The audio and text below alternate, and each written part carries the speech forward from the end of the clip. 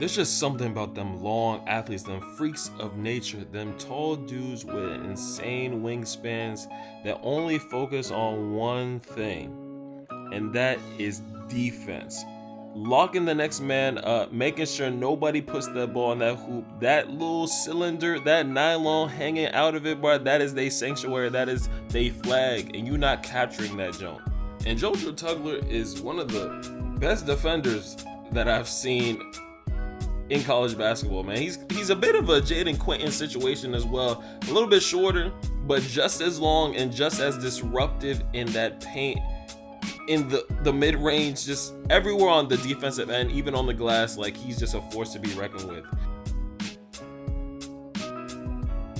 If you're like me, watches college basketball and then want to see how prospects get into the league and make an impact in professional basketball, you lean a lot towards what you can do on the defensive end. As we see many teams try to add premier defenders that have length, can rebound, create extra possessions for your team, while also being able to create havoc in the lanes, in the paint, and being lethal on ball as well. And Jojo Tugler can do all those things and more. You see him just being smart, just denying spaces, just making sure to get deflections, getting his hands ready, making the offensive player uncomfortable as much as possible. Now, while all these things are great on the defensive end and the numbers are there to back up his impact on that end of the floor, the offensive side of things can lack a bit. He's not great at the line. Obviously, he can finish at the rim. 64% is good, but you want a little bit higher. He's a good dunker, a good athlete, 36 dunks at 6'7". The wingspan is there, so he's able to finish plays in the paint, but the three-point shot isn't there, and then shooting sub 60% from the line is insane if you want him to have any semblance of offensive firepower in the league. Now he's being a sophomore, so improvements will be seen, but a lot of improvements are needed on that end of the floor if he's to make any impact on the court besides being an electric defender. Man, Yaxel shouldn't even still be in college right now, man. A versatile 4-3 on the court that can do it all, legitimately do it all at an efficient level, and isn't a one-way guy, can play defense, play offense, can score on all three levels. Insane numbers, like, just as an overall player, like, he was the whole entire package. Yeah, I don't know how y'all come up with these nicknames for these players sometimes, but I think I just call him the mechanic because he has all the tools. Like I said, every part of the court he was good at. Now, if you wanted to knock him on something, it would be threes. Wasn't the highest volume, good percentage. Don't get me wrong. Great rebounding numbers, 25.1% on the defensive rebounding and then 11.6 on the offensive rebounding. And then you got a 5.1 block percentage paired with a 2.8 steal percentage. So he's creating turnovers, creating extra possessions, creating transition possessions as well. And then you pair that along with the great assist rate. Like, he's able to get his teammates in good positions to score. He's a willing passer, and he's also a willing play finisher as well. 26 dunks and hitting them at 95%. So he's all over the court. And I see why he went to Michigan. The Michigan props going to help him get top 20 shouts in the 2026 draft. Even though there's a lot of very skilled freshmen coming in, he still should lock up top 20 for sure, as long as he has the same production he had at UAB. And it shouldn't be hard for him, to be honest.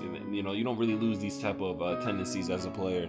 The competition may raise, but we can see the process be there and see what type of dominance he will have on that Michigan squad. Boogie Fland's season, in summary, was very lackluster to end. Obviously started really great.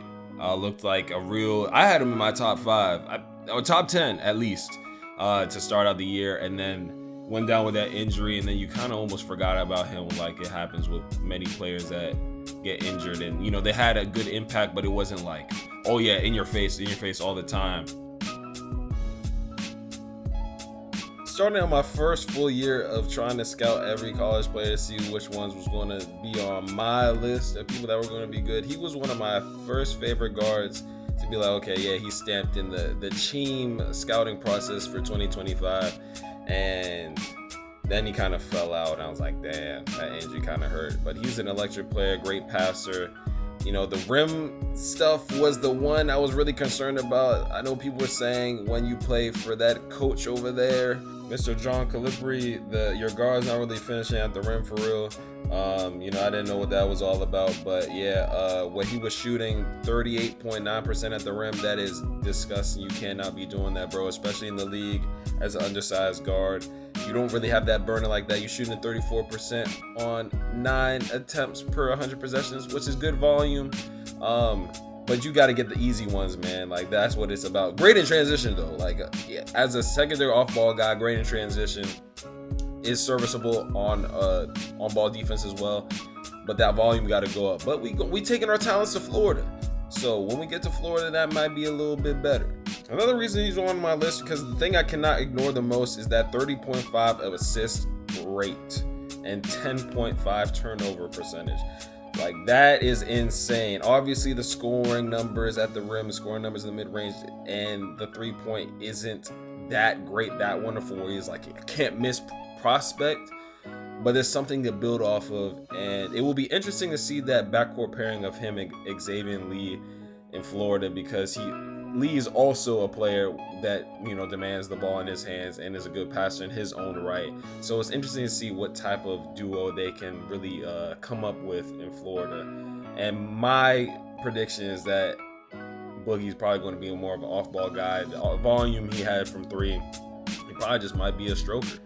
But we're just going to have to wait and see and what they got to offer in Florida. But he's definitely a guy that should still be on your radar. Don't forget that injury was just a little dip in the road, a little pothole, if you will. But it's all going to come back together. Miles Bird, bro, why did you have to go back to? Bro, I swear, this was the first year I tried to go into this stuff, man.